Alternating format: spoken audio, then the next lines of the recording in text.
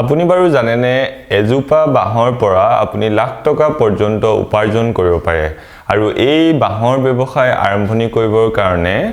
গভৰ্ণমেণ্টে আপোনাক 5 লাখ টকা পৰ্যন্ত সাবসিডি থকা লোনও প্ৰভাইড কৰে যদি আপুনিও এটা ইউনিক বিজনেস ষ্টাৰ্ট কৰাৰ কথা ভাবিছে তেতিয়া হলে এই ভিডিওটো আপোনাৰ বাবে ভিডিওটো শেষলৈকে চাই থাকিব যাতে স্টেপ বাই স্টেপ আপুনি কেনেকৈ ব্যৱসায়টো আৰম্ভণি কৰিব তাৰ গোটেই ৰোড মেপটো আপোনালোকে জানিব পাৰে নমস্কাৰ বন্ধুসকল আজি আমি এই ভিডিওটোত আলোচনা কৰিম আপোনালোকে কেনেকৈ নিজৰ ঘৰৰ পাছফালে থকা বাহনী দৰাৰ বাহখিনিক ইউটিলাইজ কৰি এটা সুন্দৰ ব্যৱসায় আপুনি আপোনাৰ ঘৰৰ পৰাই আৰম্ভণি কৰিব পাৰে আৰু সেই ইন্ডাষ্ট্ৰিটোৰ লগত জড়িত হৈ নিজে স্বাৱলম্বী হোৱাৰ লগতে নিজৰ গাঁওখনৰ অঞ্চলটোৰ আন 10 জনক সংস্থাপন দি আপুনি ব্যৱসায়টোক আগুৱাই লৈ যাব পাৰে গতিকে বাহ অকল এজোপা গছ নহয় ই এটা অপৰচুনিটি আপোনাৰ বিজনেসটো ষ্টাৰ্ট কৰাৰ কাৰণে তো বহুতে ভাবি আছিল যে আমি এটা বিজনেস ষ্টাৰ্ট কৰো কেনেকৈ কৰো কিন্তু মূলধন নাছিল বা ভাবিছিল যে মূলধনৰ অভাৱৰ কাৰণে ৰখিছো কিন্তু আপোনাৰ ঘৰৰ যে পিছফালে বাহ গছজোপা আছে সেই জোপাকে আপুনি এজে ব্যৱসায় আগুৱাই লৈ যাব পাৰে তো গতিকে যদি আপুনিও এই বিষয়টোত ইন্টাৰেষ্টেড হয় নিশ্চয় আপুনি ভিডিওটো শেষলৈকে চাই থাকিব অসমত বছৰি কোটি কোটি টন বাহৰ প্ৰডাকশন হয় আৰু সেই বাহ অধিক সময়ত আপুনি দেখা পাব যে হেবোৰ অপচয় হয় কাৰণ তাৰ ব্যৱহাৰ মানুহে নাজানে কেনেকৈ ব্যৱসায়িক ভিত্তিক তাক ব্যৱহাৰ কৰি তাৰ পৰা নিজৰ উপাৰ্জনৰ পথ উলিয়াব পাৰি সেই কাৰণে আমাৰ চৰকাৰে এই বাহক গ্ৰীণ টু গোল্ড হিচাপে লৈ পেলাই এটা প্ৰজেক্ট ষ্টাৰ্ট কৰিছে আৰু যত আপোনালোকক গভৰ্ণমেণ্টে এই বাহৰ উদ্যোগটোক আগুৱাই নিয়াৰ ক্ষেত্ৰত প্ৰশিক্ষণৰ পৰা আৰম্ভণি কৰি এই ব্যৱসায়টো আৰম্ভণি কৰিবৰ কাৰণে লোনৰ ফেচিলিটিও প্ৰভাইড কৰে গতিকে বাহৰ ব্যৱসায় এটা সুন্দৰতম ব্যৱসায় হ'ব পাৰে কাৰণ বাহৰ পৰা প্ৰস্তুত হোৱা যিবোৰ সামগ্ৰী সেই সামগ্ৰীবোৰ অসমতেই নহয় পৃথিৱীৰ আন দেশতো ইয়াৰ ডিমান্ড যথেষ্ট দেখিব পোৱা যায় আপুনি যদি ইন্টাৰনেটত গৈ পেলাই বাহৰ সামগ্ৰীবোৰৰ বিষয়ে সাৰ্চ কৰে দেখিব ভাৰতৰ বাহিৰৰ যিবোৰ দেশ আছে সেই দেশবোৰত ইয়াৰ চাহিদা যথেষ্ট বেছি গতিকে আপুনি যদি বাহৰ পৰা বেলেগ বেলেগ ধৰণৰ সামগ্ৰী তৈয়াৰ কৰি তাক বাহিৰৰ দেশবোৰত বিক্ৰী কৰাৰ পৰিকল্পনা কৰিব পাৰে তেতিয়া হলে নিশ্চয় আপুনি এজন সফল ব্যৱসায়ী হ'ব পাৰিব এই বাহৰ পৰা সামগ্ৰী বনোৱাৰ ক্ষেত্ৰখনত তো আহক কেনেকৈ আমি এই ব্যৱসায়টোক এক্সপান্ড কৰিম কেনেকৈ ষ্টাৰ্ট কৰিম তাৰ বিষয়ে জানো ভাৰত চৰকাৰৰ অন্তৰ্গত এটা সংস্থা আছে যাৰ নাম হৈছে নেশ্যনেল বেম্বো মিছন এই সংস্থাটোৰ মূল কাম হৈছে যে বাহৰ পৰা কেনেকৈ আপুনি সামগ্ৰী তৈয়াৰ কৰিব তাক কেনেকৈ বিক্ৰী কৰিব তাৰ কাৰণে আপোনাক কি প্ৰশিক্ষণৰ প্ৰয়োজন হ'ব এই গোটেইবোৰৰ ক্ষেত্ৰত সুবিধা কৰি দিয়া তো গতিকে আপুনি যদি এজন নিউ এন্টাৰপ্ৰেনিয়ৰ আপুনি বাহৰ একো কামেই নাজানে কিন্তু আপোনাৰ এই ব্যৱসায়টো কৰিবৰ কাৰণে মন আছে তেতিয়া হলে আপুনি এই সংস্থাটোৰ পৰা বিশেষ সুবিধা লৈ পেলাই আপুনি আপোনাৰ ব্যৱসায়টো আগুৱাই নিব পাৰে আৰু আমাৰ অসমতো এই সংস্থাৰ কাৰ্যালয় আছে মই ডেসক্ৰিপচনত ইয়াৰ সম্পূৰ্ণ এড্ৰেছ আপোনাক দি দিছো আপুনি যদি এই বিষয়টোত আগবাঢ়িব বিচাৰে নিশ্চয় তেওঁলোকৰ লগতো যোগাযোগ কৰিব পাৰে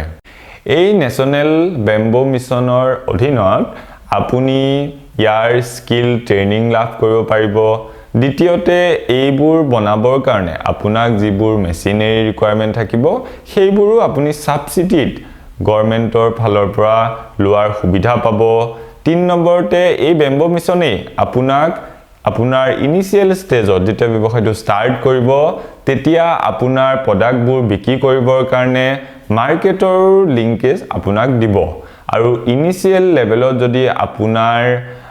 ব্যৱসায়টো আৰম্ভণি কৰাৰ ক্ষেত্ৰত পুঁজিৰ অসুবিধা হয় ইনিশিয়াল ক্যাপিটেলৰ অসুবিধা হয় তেতিয়া হলে PMEGP মুদ্ৰা লোন এনেকুৱা স্কিমৰ অধীনত আপোনালোকক লোনৰো ব্যৱস্থা কৰিব য'ত 35% তৰ পৰা 50% পৰ্যন্ত আপোনালোকে মেচিন ক্ৰয় কৰাৰ ওপৰত সাবসিডি পাব তো গতিকে নহয়নে বাৰু বেম্বো মিছন এটা ভাল অৰ্গানাইজেশ্যন যোনে আমাৰ নিউ এন্টাৰপ্ৰেনিউৰছবোৰক এই সেক্টৰটোত আগবাঢ়ি যোৱাত সহায় কৰিবৰ কাৰণে ভাৰত চৰকাৰে এই অৰ্গানাইজেশ্যনটো গঠন কৰিছে তো গতিকে আপুনিও ঘৰতে এনে বহি নাথাকি এনেকুৱা ধৰণৰ স্কিলফুল ট্ৰেইনিংবোৰ আপুনি লৈ পেলাই এনেকুৱা ধৰণৰ যি আমাৰ গ্ৰাম্য অৰ্থনীতি যি বাঁহৰ পৰা আগতে আমাৰ কাগজ কল চলি আছিল তেতিয়া অসমত বাঁহৰ এটা বহুত ডিমান্ড আছিল কিন্তু যেতিয়া কাগজ কল বন্ধ হৈ গ'ল তেতিয়া আমাৰ গাঁৱৰ বাঁহবোৰ এনেই পৰি থকা হ'ল গতিকে আপোনালোকে ইচ্ছা কৰিলে আপোনালোকে নিজৰ অঞ্চলত এটা ক্ষুদ্ৰ বাঁহ বেতৰ বা উদ্যোগ গঢ়ি পেলাই আপুনি আপোনাৰ নিজক আৰ্থিকভাৱে সবল কৰাৰ লগতে আপুনি নিজৰ অঞ্চলটোৰ গ্ৰাম্য অৰ্থনীতি উন্নতিৰ ক্ষেত্ৰতো অৰিহণা যোগাব পাৰে এতিয়া আপুনি যদি এই ক্ষেত্ৰত আগবাঢ়ো বুলি ভাবিছে তেতিয়াহলে অসম চৰকাৰেও এই ক্ষেত্ৰত যথেষ্ট পদক্ষেপ লোৱা দেখা যায় অসম চৰকাৰে Assam bamboo and cane development mission বুলি এটা সংস্থা আৰম্ভণি কৰিছে ইয়াৰ মূল লক্ষ্যই হৈছে যে গ্ৰাম্য অৰ্থনীতি উন্নত কৰা আমাৰ গাঁৱৰ নিবনুৱা যুৱক যুৱতীসকল আৰু মহিলাসকলক বিশেষকৈ এই স্কিমৰ জৰিয়তে আগবঢ়াই নিয়া তেওঁলোকক স্কিল প্ৰশিক্ষণ দিয়া আৰু গাঁওবোৰত ক্ষুদ্ৰ ক্ষুদ্ৰ মাইক্ৰো ইণ্ডাষ্ট্ৰী বিলাক গঢ়ি তোলা এতিয়া আমি জানো আহক আপুনি বাঁহৰ পৰা কি প্ৰডাক্ট তৈয়াৰ কৰিব পাৰে আপুনি বাৰু জানে যে বাঁহৰ পৰা জেওৰা জপনা বা পাচি খৰাহি এনেকুৱা ধৰণৰ সৰু সৰু প্ৰডাক্ট তৈয়াৰ কৰিব পাৰে কিন্তু মাৰ্কেটত হাই ডিমান্ড থকা বহুত এনেকুৱা প্ৰডাক্ট আছে যিবোৰ বাঁহৰ পৰাই তৈয়াৰী হয় সাধাৰণতে হ্যান্ডিক্ৰাফট যিবোৰ সামগ্ৰী যেনেকে বাঁহৰ মুঢ়া বাঁহৰ পৰা জাপি বনাব পাৰে বাঁহৰ পৰা পাচি খৰাহি এইবোৰ বনাব পাৰে দ্বিতীয়তে আপুনি বাঁহৰ পৰা দেখিব যে বহুত আজিকালি আধুনিক ফাৰ্নিচাৰ বনায় কাৰণ বাঁহত যদি আপুনি ভালদৰে কিছুমান কেমিকেলছ পায় এইবোৰ ইউজ কৰে তেতিয়াহলে তাৰ পৰা যিবোৰ ফাৰ্নিচাৰ বনায় সেইবোৰ বহুত দীৰ্ঘম্যাদী হয় এইবোৰ কোনো সোনকালে বেয়া হোৱা বস্তু নহয় তো গতিকে আজিকালি হেতুৰ চাহিদা বঢ়া দেখা গৈছে আপুনি দেখিব বহুত হোটেল ৰেষ্টুৰেণ্ট বিলাকত যিবোৰ বহাৰ চকী বা টেবুল সেইবিলাক আজিকালি বাঁহৰ পৰা প্ৰস্তুত কৰে কাৰণ তাৰ খৰচাও কম হয় দেখিবলৈও ধুনীয়া হয় আৰু সেইটো লং লাষ্টিংও হয় তো গতিকে বাঁহৰ পৰা আধুনিক ফাৰ্নিচাৰ বনোৱাটো আজিকালি এটা ডাঙৰ ব্যৱসায় হ'ব পাৰে আপোনালোকে দেখিব 3 নম্বৰতে বাঁহৰ পৰা আজিকালি হাউস হোল্ড বা আজিকালি বাঁহৰ পৰা ঘৰ বনাবলৈ লৈছে আপুনি যদি চাই বহুত এনেকুৱা ৰিজৰ্ট আছে বা বহুতে নিজৰ ফাৰ্ম হাউসত এনেকুৱা বেম্বো হাউস বনায় সেইবোৰ খালি বাঁহৰ পৰাই বনাব পাৰে আৰু তাৰ কাৰণে আপুনি স্কিলৰ ৰিকুৱাৰমেন্ট থাকে তো গতিকে আপুনিও অসম বেম্বো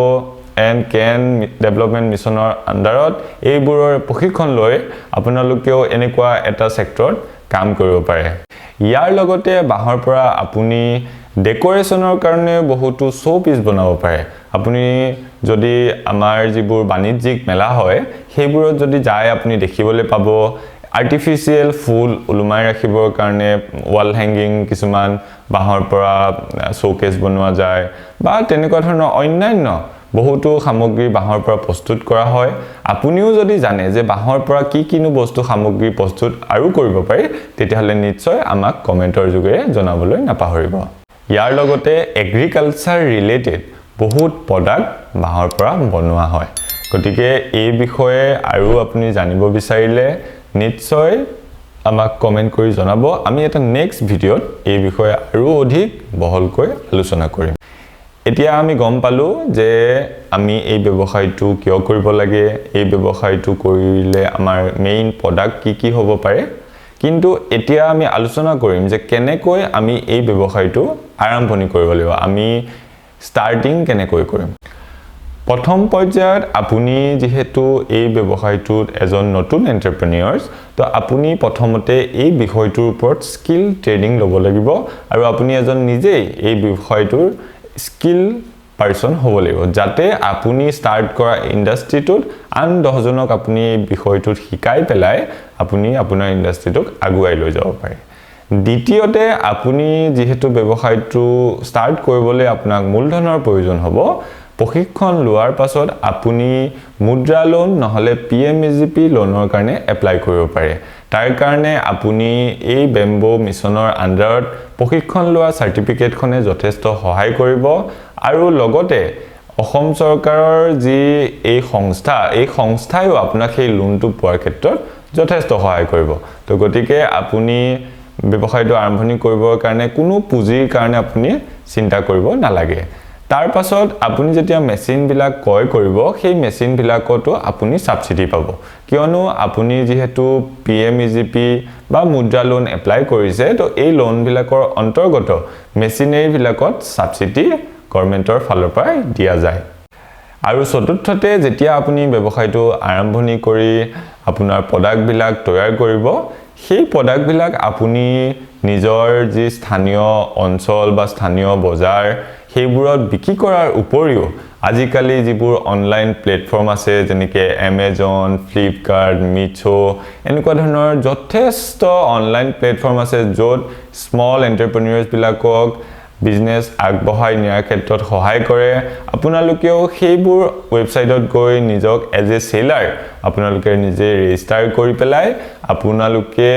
আপোনালোকৰ যি প্ৰডাক্ট সেইবোৰ বিক্ৰী কৰিব পাৰে আপুনি যদি জানিব বিচাৰে যে কেনেকৈ আপুনি এজন অনলাইন সেলাৰ হ'ব পাৰে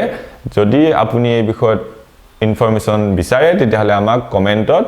অনলাইন সেলাৰ বুলি লিখি পঠিয়াব আমি এই বিষয়ে এটা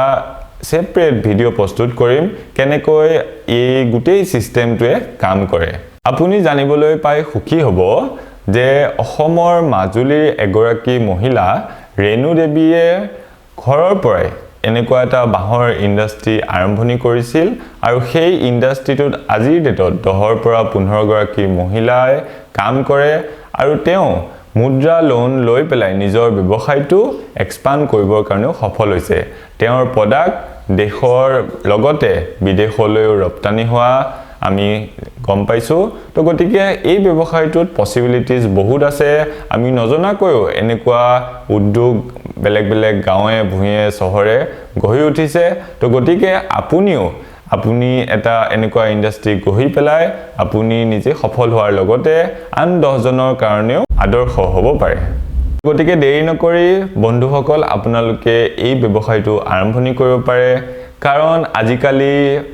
ডিজিটেল মিডিয়াৰ যুগত আজিকালি অনলাইনৰ যুগত ব্যৱসায় ডাঙৰ কৰাটো একেবাৰে সহজ হৈ পৰিছে খালি আপুনি জানিব লাগিব যে কাৰ পৰা সহায় বিচাৰিব লাগিব কাৰ লগত আলোচনা কৰি সঠিক ইনফৰমেশন লৈ পেলাই আপুনি ব্যৱসায়টো ষ্টাৰ্ট কৰিব লাগিব আৰু আপোনালোকে এইটো জানিব লাগিব যে কেনেকৈ যিকোনো এটা প্ৰডাক্ট মাৰ্কেটত বিক্ৰী কৰা হয় কাৰণ আপুনি যদি নাজানে আপোনাৰ টাৰ্গেটেড অডিয়েন্স কোন হয় বা আপোনাৰ টাৰ্গেটেড কাস্টমাৰ কোন হয় তেতিয়া হলে কিন্তু আপুনি যিমান ভাল কোৱালিটিৰ প্ৰডাক্টই নবনাও কিয় সেইটো বিক্ৰী নহয় কিন্তু আপুনি যদি জানে যে আপোনাৰ কোনজন কাস্টমাৰে সেই প্ৰডাক্টটো কিনিব আৰু যদি আপুনি সেইজন কাস্টমাৰকে এপ্ৰোচ কৰে তেতিয়া হলে নিশ্চয় আপোনাৰ সেই প্ৰডাক্টটো বিক্ৰী হোৱাৰ চান্সেছ যথেষ্ট পৰিমাণে বাঢ়ি যায় তো গতিকে আশা কৰিছো আপোনালোকে এই ভিডিওটো চাই মনত অলপ হলে উৎসাহ পালে এই নতুন ব্যৱসায়টো আৰম্ভণি কৰাৰ ক্ষেত্ৰত আৰু অসমত